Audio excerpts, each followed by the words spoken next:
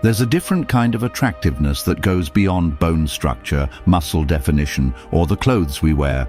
It's something quieter, something unshakable. It's the kind of presence that turns heads without trying, because it's born not from vanity, but from power, a power that comes from the inside.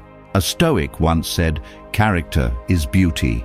And if that's true, then real attractiveness has nothing to do with how the world sees you. It's about how deeply you've learned to master yourself.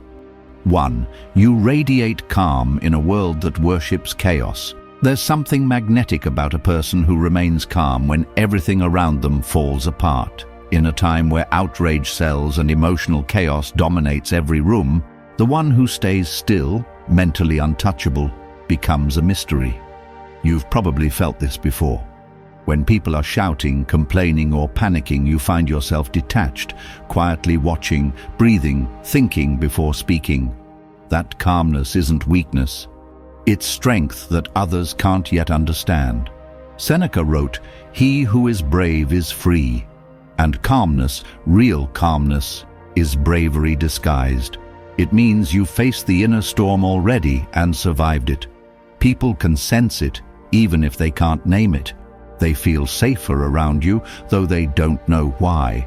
They respect your silence more than another man's noise.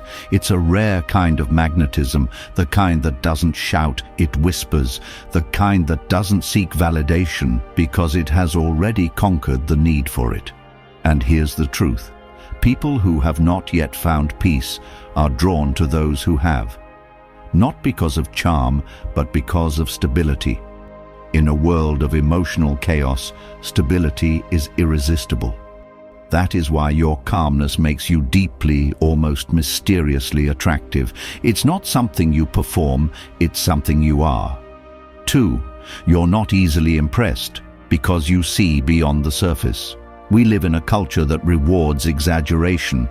People flaunt, they posture, they crave attention, but you observe. You don't rush to react. You don't praise easily, and you don't chase approval like it's oxygen. You see through the noise.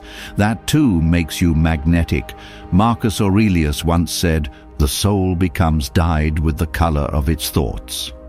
A shallow mind is constantly colored by trends, opinions, and illusions, but a disciplined mind, it stays clear, centered.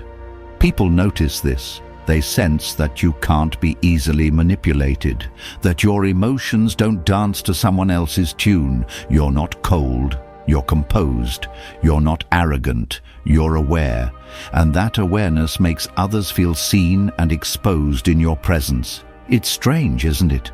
When you stop needing approval, you begin to receive it without asking. When you no longer try to impress, you become impressive. This is the paradox of inner strength. The moment you detach from needing to be admired, people start admiring you. Because real power is silent, not loud. Real beauty doesn't scream, it radiates. 3. You carry a silent power because you've learned to suffer without bitterness. There's a certain aura around those who have walked through darkness and refused to become it. A presence that can't be faked or copied. It's not found in charm, appearance, or social status. It's born through endurance, through pain, through rising again and again without demanding that the world applaud you for it.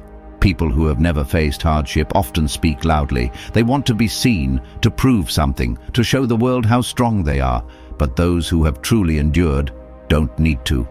Their silence speaks louder than words. Their stillness carries more power than 100 empty boasts. The Stoics understood this better than anyone. Epictetus, who was once a slave, wrote, "Difficulties show what men are." He didn't say they create us, they reveal us, because hardship strips away the illusions we use to protect our egos. It leaves only what's real, only what's strong. And that kind of strength, tempered by suffering yet free from bitterness, is magnetic.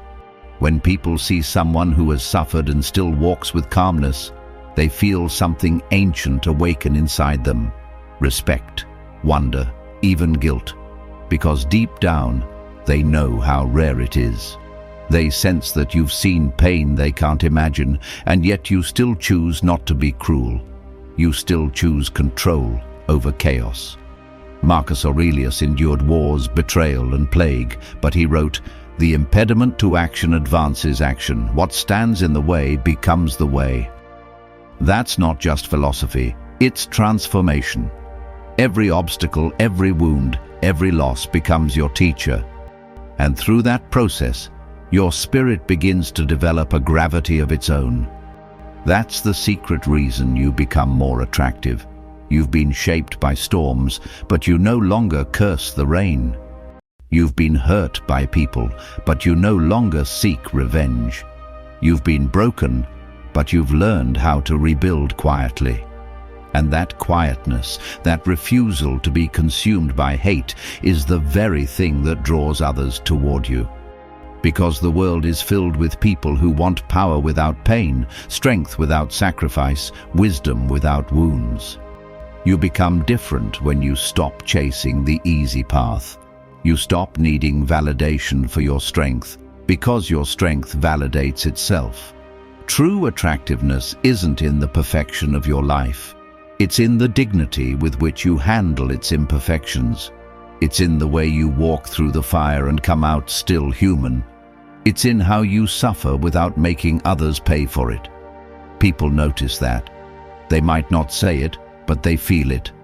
Your silence feels heavy, not because it hides weakness, but because it contains depth. When others crumble under pain, you stay composed. When they react, you respond. When they rage, you reflect. And that difference, small as it may seem, is the essence of your power. Seneca once said, "Fire tests gold, adversity tests the brave." The Stoics believed that every struggle is a forge, and you, by enduring without bitterness, become something refined. You glow, but not with arrogance. You command attention, but not through force. It's the quiet, composed strength that makes people lean closer. They can sense that your peace was not handed to you, it was earned. So the next time you feel invisible, remember this: your calmness in pain, your silence in chaos, your dignity in defeat, they are not signs of weakness. They are proof that you have mastered what most cannot. You have learned to suffer without becoming cruel. You have learned to lose without losing yourself, and that makes you dangerously attractive, not because of how you look, but because of who you've become. You carry the beauty of restraint, the weight of wisdom, and the presence of someone who has faced the worst and still chosen to remain good. That kind of strength can't be imitated. It can only be lived. And once you've lived it, you no longer chase attraction. It begins to chase you. 4. You don't chase attention, you command it through presence. There's something hauntingly magnetic about a man who doesn't beg for the world to notice him. He walks into a room without needing to prove himself, without performing, without trying to be liked, and somehow everyone still feels his presence. That's because true power isn't loud, it's silent. And silence, when it comes from inner stability, commands more respect than 1,000 words ever could. You see, we live in a time where noise equals validation. People overshare their pain to earn sympathy, flaunt their achievements to earn envy, and exaggerate confidence to hide insecurity. But the Stoic, the one who has trained his mind to remain centered, understands that attention gained from desperation is a form of slavery. Epictetus wrote, "If you want to improve, be content to be thought foolish and stupid." A man who has mastered himself no longer dances for approval. He doesn't shape his actions around other people's opinions, and that's precisely why people can't ignore him. There's an undeniable mystery in someone who isn't swayed by praise or criticism. When you no longer need validation, you start radiating something deeper: self-possession. It's the rare energy of someone who belongs entirely to himself. Marcus Aurelius said, "Be like the rock that the waves keep crashing over. It stands unmoved and the raging of the sea falls still around it." That's the presence we're talking about. the stillness that makes chaos look foolish when it tries to provoke you. Imagine this: someone insults you in public, expecting to see your anger flare up, but instead of reacting, you look at them with calm detachment, neither hurt nor angry, simply aware. In that moment, the power dynamic shifts completely. You've taken the oxygen away from their fire. You've proven mastery without saying a word. That's what draws people in. It's not dominance, it's control. The kind of control that shows you've outgrown the need to defend your ego. In a world where everyone is screaming for attention, the one who can remain silent becomes the loudest voice. And that silence is not emptiness, it's fullness. It's the fullness of a man who doesn't chase meaning because he is meaning. It's the calm of someone who has realized that no external validation can add to or subtract from his worth. Seneca wrote, "The greatest empire is to be emperor of oneself." When you stop chasing attention, you stop being ruled by the crowd. You build your own inner empire, one made of self-discipline, reason, and peace. And from that empire, your presence becomes something people respect instinctively. The more self-contained you are, the more magnetic you become. Because people sense that you don't need them, you choose them. And in that choice lies your power. True attractiveness isn't in the way you look, speak, or dress. It's in the way you hold yourself when no one's watching. It's in the way you can stay composed when the world tests you. You don't seek to impress anymore. You seek to express integrity. You don't chase validation anymore. You chase virtue, and that shift, from wanting to be noticed to wanting to be grounded, is what transforms ordinary men into unshakable ones. When you stop trying to make people see your worth, you finally become free, because the ones who truly see will feel it without you ever needing to prove it. That's the paradox of attraction through presence. When you stop chasing, it starts following you. When you stop speaking to be heard, people begin to listen. And when you stop needing to be seen, your presence becomes impossible to ignore. Because silence, born from mastery, is the most powerful sound in the world. Attractiveness, in its highest form, has nothing to do with physical perfection. It's the energy of a person who has learned to govern himself, the one who no longer seeks control over others because he has achieved it over his own mind. That's why Stoic philosophers didn't chase vanity, they embodied it through virtue. Epictetus reminded us, "No man is truly free until he can command himself." Freedom breeds confidence, confidence breeds calmness, and calmness, unmoved by praise or criticism, is what makes the human spirit most beautiful.